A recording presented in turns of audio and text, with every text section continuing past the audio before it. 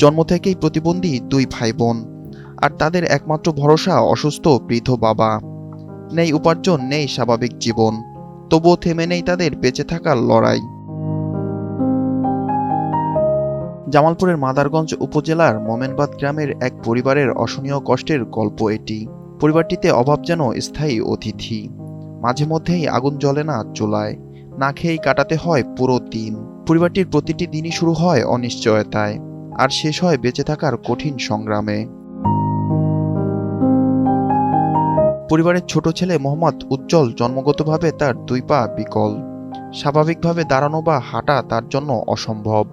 হামাগুড়ি দিয়েই তাকে চলতে হয় ঘরের এক প্রান্ত থেকে অন্য প্রান্তে।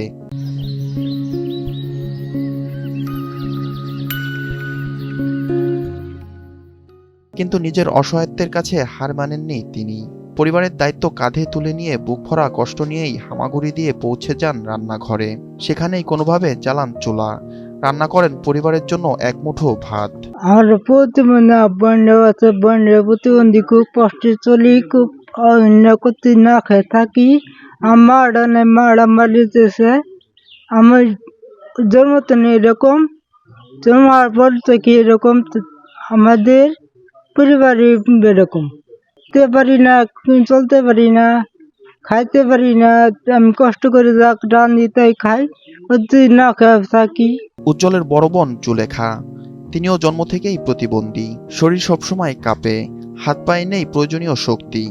স্বাভাবিক জীবনের স্বপ্ন দেখার সুযোগ হয়নি তারও। প্রয়োজন চিকিৎসা ও নিয়মিত সেবা, কিন্তু অর্থের অভাবে সবকিছুই যেন অধরা। হাঁটতে পারি না, আমি চলতে পারি না, আমি কিছু করতে পারি না। ভাইয়া রান্না বান্না করে এই খাওয়াই, এই খাই, একটু করেছি।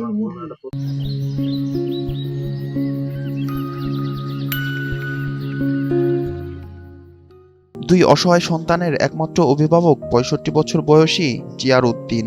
উচ্চ রক্তচাপ সহ বার্ধক্যজনিত নানা রোগে আক্রান্ত হয়ে তিনি নিজেই অসুস্থ।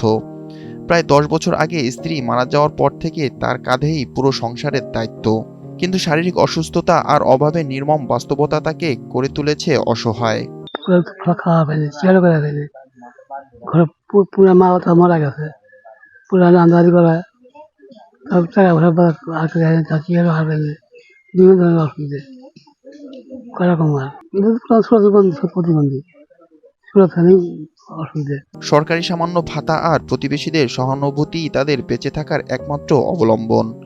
সম্প্রতি এই পরিবারের করুণ বাস্তবতা সামাজিক যোগাযোগ মাধ্যমে তুলে ধরেন স্বেচ্ছাসেবক মামুন বিশ্বাস। মানবিক এই আহ্বানে সাড়া দেন বিভিন্ন শ্রেণী পেশার মানুষ। তাতে নগদ ১,০৩,০০০ টাকা এবং প্রায় ২৮,০০০ টাকার খাদ্য সামগ্রী দেওয়া হয় পরিবারটিকে। এছাড়াও প্রতি মাসে ৬,০০০ টাকা করে সহায়তা দেওয়ার প্রতিশ্রুতিও দিয়েছেন স্বেচ্ছাসেবকরা।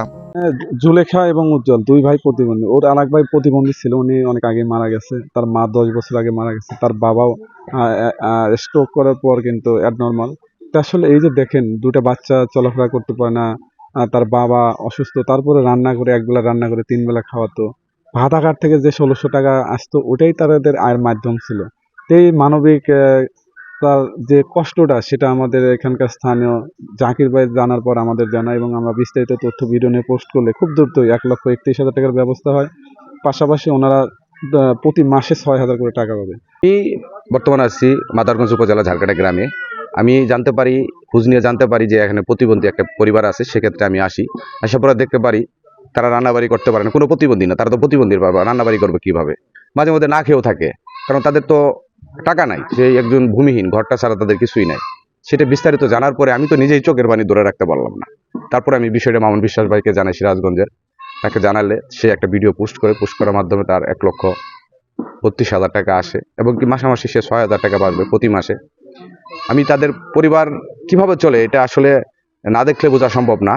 এখানে তিনজন মানুষই প্রতিবন্ধী। হ্যাঁ, ছেলেটা তো একেবারে হাঁটতেই পারে না।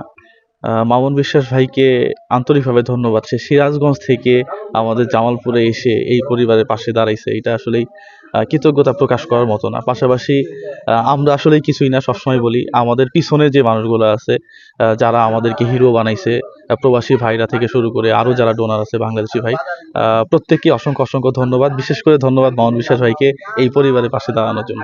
স্থায়ীদের মতে এই পরিবারের প্রয়োজন দীর্ঘমেয়াদী চিকিৎসা ও স্থায়ী সহায়তা। সমাজের বিত্তবান মানুষ এবং সরকারের সহযোগিতা পেলে নতুন করে বাঁচার স্বপ্ন দেখতে পারে এই পরিবার।